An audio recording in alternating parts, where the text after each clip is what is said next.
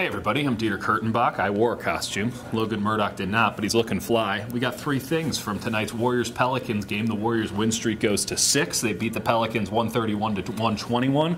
I liked the game, and I liked what I saw from Draymond Green. That's our first thing. Draymond, 16 points, 14 boards, 8 assists, and he locked down Anthony Davis tonight. Davis was just not himself. I'm looking over at the board here. 17 points for the MVP front runner at the beginning of the season. One of those guys. 6 of 16. Yeah, one of those guys who was expected to be in that MVP conversation. I know that was my prediction at the beginning of the year. He would certainly not win an MVP if Draymond Green was going up against him every night. Davis brought out the best in Draymond, and Draymond brought out the best in the Warriors. Steve Kerr said he was the best player on the court.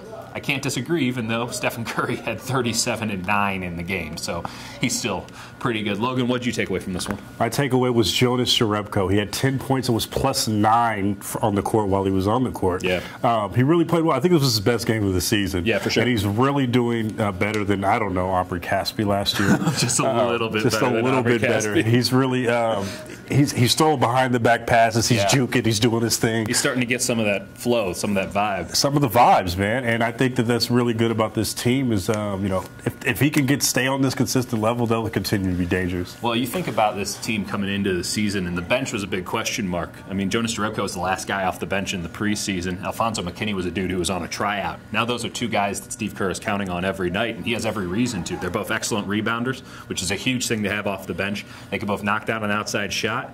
It's crazy. I didn't think it was going to be the case, but this Warriors bench seems to be as good as it was in prior years, and like that was supposed to be the weakness of this team. And I think that's the big thing. My final thing of the big three, I don't see any team in the NBA right now that's even close to the Warriors level right now. Like, it's stupefying how much better they are than the competition. I thought the Pellies were going to be as close to a worthy adversary as you were going to get in the Western Conference. Warriors beat them by 10.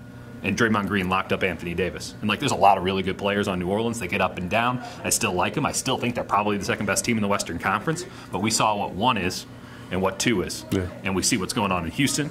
I'm still not buying into the Jazz. You see what's going on in Oklahoma City. Like, Denver's good, but that defense is going to fall down. Like, this is starting to be... It's supposed to be harder than this, right? Exactly. That's what I'm thinking. Like, you know, these dynasties aren't supposed to last forever. You're never supposed to see the end coming. You look at some of the roster moves. The Warriors did a lot of roster moves this year when you think it.